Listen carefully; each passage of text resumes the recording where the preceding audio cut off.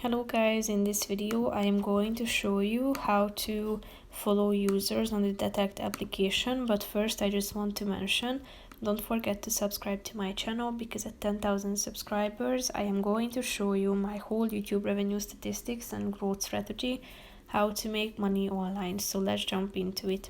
First of all, open the application on your phone. After that you should tap on the feed button down below in order to check out the users posts on your feed. You have the global section, the local or the friends section.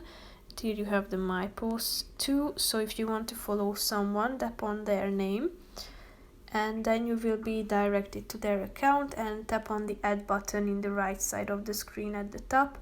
And as you can see, it has been added to your friends, so you can see their posts in the friends section or in the global section as well.